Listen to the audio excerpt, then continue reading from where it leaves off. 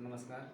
मैं engineering in real estate episode 2 में YouTube channel में आपका हार्दिक स्वागत और अभिनंदन करता हूं। आज मैं एक टॉपिक लेके आया हूं, डिसिप्लिन। ये एक सेल्स पर्सन के लिए सेकंड स्टेप है। हालांकि मैंने आपको पहला स्टेप ऑलरेडी बताया था कि सेल्स पर्सन को क्या रिक्वायरमेंट होनी चाहिए इनिशियल स्टेज पे। नाउ अब मैं डिस्कस करूँगा डिसिप्लिन। एक सेल्स पर्सन के लिए डिसिप्लिन क्यों इतना इम्पोर्टेंट रखता है। तो दोस्त, डिसिप्लिन एक्चुअली हर एक इंसान के लिए बहुत इम्पोर्टेंट होता है, बट इसमें जो भी चीज़ें रिक्वायरमेंट है, देखिए लाइफ तो सबकी बहुत ही आसान तरीके से चलाई जा सकती है, बट अगर आप अपने लाइफ में कुछ वैल्यूज़ ऐड करना चाहते हो, किसी के लाइफ में कुछ वैल्यूज़ ऐड करना चाहते हो, तो आपको एक डिसिप्लिन को फॉलो करना ही पड़ेगा। तभी एक आप अच्छे इंसान बन सकते हो खुद के लिए। मैं किसी और के लिए बनने की आपको यहाँ ज़रूरत नहीं है, ना ही मैं आपको ऐसा कुछ एक्सप्लेन करने जा रहा हूँ। डिसिप्लिन मीन्स होता है एक अपनी लाइफ को हम कैसे बिल्ड करें और उसका इफ़ेक्ट आपके लाइफ को इम्प्रूव करने में और एक हेल्थियर जीवन, एक ईमानदार जीवन आप कैसे जी सकते हो। तो ये टॉपिक से हम रिलेट, हालांकि ये बहुत बड़ा टॉपिक है, बट हम आपको सिर्फ और सिर्फ एक सेल्स पर्सन के लिए क्या डिसिप्लिन रिक्वायरमेंट है हम उसकी बात करेंगे।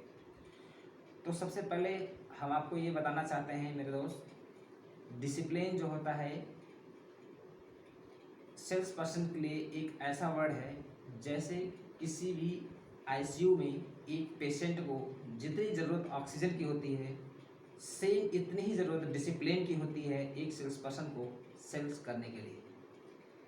हम आपको बिना कोई भी टाइम लिए इनिशियल स्टेज पे बताना चाहूँगा कि डिसिप्लिन का जो रोल है, आप एक प्रोस्पेक्ट को कब कॉल करते हैं, कितना समय आपने उसको दिया है, उसकी क्वेरीज को सॉल्व करने के लिए आपको जो ऑब्जेक्शन हैंडलिंग वर्ड है, आप कैसे हैंडल करते हो और कितने टाइम पे उसको हैंडल करना है, आपने क्या उससे कॉल बैक में लिया है, कैसा फॉलोअप बनाया है, ये बहुत इम्पोर्टेंट करता है। आपने उससे मान लीजिए कोई सेल्स पर्सन है, किसी भी क्लाइंट को, वो कोई भी सेल्स पर्सन हो सकता है, मैंने जैसे कि लास्ट टाइम बताया रियल इस्टेट या कोई भी, बट आप जानते हो ये इंजीनियरिंग इन रियल इस्टेट एक चैनल है, तो हम यहाँ पे मोस्टली एक एग्जांपल लेके चलते हैं रियल इस्टेट का। तो अगर आप किसी भी क्लाइंट को कोऑर्डिनेशन में चल रहे हैं, एक फॉलोअप बना हुआ है, तो आपको किस टाइम पे कोऑर्डिनेट करना है ये बहुत इम्पोर्टेंट है। आप उसी टाइम पे उसे कोऑर्डिनेट करोगे, उसी टाइम पे ही आपको कॉल करना है जिस टाइम पे वो आपको इन्फॉर्मेशन ऑलरेडी दिया हुआ है। मान लीजिए कोई क्लाइंट आपका है और वो बोल रहा है सर मैं 2 तारीख को आप मुझे कॉल करिए 10 बजे, तो आपको 2 तारीख को 10 बजे ही कॉल करना है। इवन अगर वो मंथ दिसंबर है तो आप 2 तारीख दिसंबर को आप 10 बजे ही उसको कॉल करेंगे। ओके, इससे एक बहुत बड़ा इम्पैक्ट पड़ता है। क्लाइंट भी अपने माइंड में ये सोचता है यार इसको मैंने 2 दिसंबर 10 बजे बोला था, 2 दिसंबर 10 बजे ही इसकी कॉल आई। वाह क्या बात है, एक जो बिल्डर है, जो भी एजेंट है, ये हमारे लिए इतना डेडिकेटेड कैसे है। तो ये बहुत ही इम्पोर्टेंट है।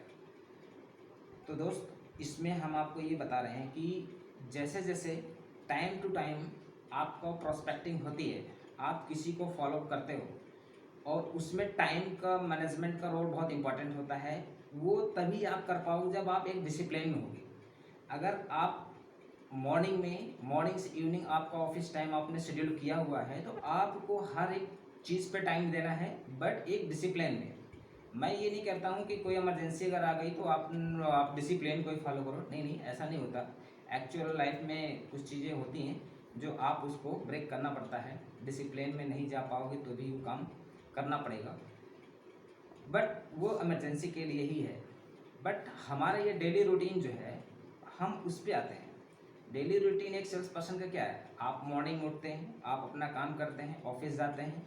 ऑफिस में जो हम 8-9 घंटा 10 घंटा आप टाइम देते हो, उसमें प्रोस्पेक्टिंग में जो आपका फॉलोअप है, जो न्यू कॉल्स हैं, जो डेली रूटीन की कॉल्स हैं, जो आपको विजिट कराना है, किसी क्लाइंट से डिस्कशन करना है, मीटिंग करना है, ये जो टाइमिंग का डिसिप्लिन है वो बहुत इंपॉर्टेंट रखता है। अगर आपने टाइम दिया हुआ है किसी भी क्लाइंट को मीटिंग का, तो आप वहाँ पे पहुँचना है उसी टाइम पे। और ये डिसिप्लिन का इन द सेंस आपको मैं ये बताना चाहूँगा कि जो डिसिप्लिन वर्ड है ये ऐसा नहीं केवल टाइम के लिए बाउंड है। डिसिप्लिन इन द सेंस आप किस लॉजिक को फॉलो कर रहे हैं। आप एक एजेंट हो, आप क्लाइंट से मिलने जा रहे हो, तो आप फॉर्मल ड्रेस भी यूज़ कर रहे हो, ये भी एक डिसिप्लिन में आता है। ऐसा नहीं कि टाइम पे पहुंचने डिसिप्लिन है, नहीं नहीं। आपको पूरा का पूरा एक रियल इस्टेट एजेंट है हो और रियल इस्टेट के लिए आप सेल करना चाहते हो, तो आपको जो रूल्स रेगुलेशंस हैं, एक प्रोफेशनल लैंग्वेज जो यूज़ करना है, वो भी डिसिप्लिन में ही आता है। तो ये सब चीज़ें बहुत इंपॉर्टेंट होती हैं। और दूसरी चीज़ ये कि अगर आप कोई भी ऑब्जेक्शन हैंडलिंग का शेड्यूल है, टाइम है, तो प्लीज़ आपसे रिक्वेस्ट है कि आप उस टाइम को ही अपना टाइम मैनेजमेंट ऐसा बनाएं कि आप उस टाइम पे ही कोऑर्डिनेट करें, उस टाइम पे ही कॉल करें क्लाइंट को। इसी डिसिप्लिन में ही हम आपको एक एग्जांपल बताना चाहेंगे कि मे बी पॉसिबल, अगर आप क्लाइंट ने आपको 10 बजे का टाइम दिया या 12 बजे का टाइम दिया आफ्टरनून में, और आपने उसको 11:30 बजे कॉल किया, मे बी पॉसिबल वो लंच टाइम आप उसने डिसाइड किया था और आपने उससे पहले कॉल कर दिया। हो सकता है वो लंच ही कर रहा हो। इवन मे बी पॉसिबल आपका कॉल डिस्कनेक्ट कर दे, मे बी पॉसिबल आपको आपकी कॉल ही ना पिक करे। तो ये सारी चीज़ें हो सकती हैं। बट अगर आपने 12 बजे कॉल किया उसको, तो वो उसके माइंड में ये होगा, हाँ यार मैंने इसको टाइम दिया था, तो एटलीस्ट 1-2 सेकंड के लिए भले ही वो लंच कर रहा होगा, लेकिन वो कॉल पिक करके आपको कंफर्म कर देगा, सर मैं लंच कर रहा हूँ, सॉरी मैं आपको थोड़ी देर में कोऑर्डिनेट करता हूँ। तो ये बहुत ही इम्पॉर्टेंट है। आप कॉल कितने टाइम पे करना था और कब कर रहे हो, ये बहुत इंपॉर्टेंट है। इसी में अगला स्टेप आता है, जैसे आप कोई भी चीज़ फाइनल करने जा रहे हो, आप क्लोजिंग करने जा रहे हो सेल की, ओके। क्लाइंट ने टाइम दिया आपको, या क्लाइंट आपके लिए बोल रहा है कि सर सॉरी मैं आपको जो है थोड़ी देर में कोऑर्डिनेट करता हूँ, या 1 दिन 2 दिन का टाइम और चाहिए। अब डिसिप्लिन इसमें आप कैसे करोगे, आपको क्या लगता है इसमें क्या डिसिप्लिन है? देखिए, आप तो ऐसा नहीं कि आप बहुत एग्रेसिव हो सेल करने के लिए, तो उसमें दिक्कत हो सकती है। आपको क्या करना है, उसकी रिक्वायरमेंट क्या है और आपकी ज़रूरत क्या है, दोनों को मैच करो। मे बी उसकी ज़रूरत है, इमरजेंसी है, आज नहीं आ सकता, ठीक है, बट आपको ज़रूरत है सेल करने की, ठीक है, आज ही ज़रूरत है, तो आप क्या करोगे? तो आप ऐसा कुछ बीच का सॉल्यूशंस निकालोगे कि जो कि आप उसको अगर वो यहाँ पे बिना आए हुए आपका ऐसा कुछ ऑनलाइन फंड ट्रांसफ़र या ऑनलाइन कोई ऐसी चीज़ एप्लीकेशन फॉर्म आप फिल करा पा रहे हो, तो आप ऐसी चीज़ें उसको पुश करो, ठीक है। ऐसा नहीं है कि वो नहीं आ रहा तो नहीं सर आज ही आइए, नहीं तो आपका ये वो कर देंगे, ऐसा नहीं हो पाएगा, आप कैंसिल हो जाएगा, ऐसा कुछ भी वर्ड यूज़ नहीं करना है। तो दोस्त, हम बहुत बड़ा टॉपिक पे तो चर्चा कर रहे हैं, बट आप समझते हो कि अगर हम डिसिप्लिन को शुरू से लेकर अंत तक एक्सप्लेन करेंगे तो शायद ये 1 दिन 2 दिन 10 दिन में ही भी कम पड़ जाएगा। तो हमारा मेन मोटो क्या है, एक सेल्स पर्सन्स को आप कैसे डिसिप्लिन को फॉलो करते हो, क्या आपका डेली रूटीन है, क्या आपका ऑफिशियल टाइम है, क्या आपका ड्रेसिंग सेंस है, क्या आपके लंच डिनर मॉर्निंग ब्रेकफास्ट का टाइमिंग है, ये सारी चीज़ डिसिप्लिन में आता है। इवन आप मॉर्निंग में कैसे घर से जाते समय आप अपने फैमिली से बिहेव कैसे करते हैं, इवन ये भी डेली रूटीन डिसिप्लिन में आता है। तो आपको इतना मैंने कंफर्म कर दिया कि एक पेशेंट जिस समय आईसीयू में होता है, जितनी ज़्यादा ज़रूरत उसको ऑक्सीजन की होती है, उतनी ही रिक्वायरमेंट होती है एक सेल्स पर्सन को डिसिप्लिन में रहने की। तो दोस्त, आज हम बस इतना ही आपको बताना चाहते हैं कि जस्ट अगर आप एक सक्सेस लाइफ टॉप 10 में सेल्स पर्सन में आना है, दुनिया के टॉप 10 सेल्स पर्सन बनना है, तो आप डिसिप्लिन को फर्स्ट पोजीशन पे रखिए, बाकी की चीज़ें आप बैक साइड में रखिए। तो उससे क्या होगा कि आप कोई भी चीज़ें करोगे, एक कॉन्फिडेंस अलग ही होता है। आप कॉन्फिडेंस में रहोगे, पॉजिटिव एटीट्यूड रहेगा, आपका हर चीज़ें टाइम पे होंगी, टाइम टू टाइम आपका मैनेजमेंट भी बहुत ही अच्छा चलेगा, और एक ये बहुत ही अच्छा रोल प्ले करेगा आपको सेल्स को इंक्रीज़ करने में।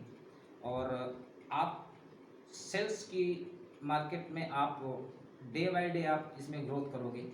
तो ये बहुत ही इम्पॉर्टेंट है किसी भी इंसान या किसी भी पर्सन, सेल्स पर्सन के लिए इंक्रीमेंट या ग्रोथ करने का एक बहुत ही सिंपल तरीका है। ऐसा नहीं है कि आप डिसिप्लिन के लिए आप अपना कोई नुकसान कर रहे हैं, फैमिली की प्रॉब्लम नहीं समझ रहे हैं, या आप अपने रिलेटिव को प्रॉब्लम को नहीं समझ रहे हैं, या कुछ भी ऐसा नहीं है, तो वो एक अलग मैटर है। बट यस, करियर और सेल्स और ग्रोथ, इन तीनों का जो कॉम्बिनेशन है, सही टाइम पे चलना होता है आपको। ओके, तो so thank you so much. आप engineering in real estate channel को सब्सक्राइब करें, और जिस सेल्स पर्सन को आप समझते हो, आप जानते हो, उनको आप ये वीडियो फॉरवर्ड कर सकते हैं। सो मैं लास्ट टाइम बोलूँगा, मैं प्रदीप कुमार सिंह आपका नेक्स्ट एपिसोड लेके आऊँगा। एक सेल्स पर्सन के लिए क्या इम्पोर्टेंट है, क्या चीज़ें हैं इसमें। अगर हमारे वीडियो में आपको कोई भी गलती या कुछ क्वेश्चंस करना चाहते हो, आप कमेंट बॉक्स में इसमें ज़रूर करें। तो थैंक यू सो मच, मिलते हैं।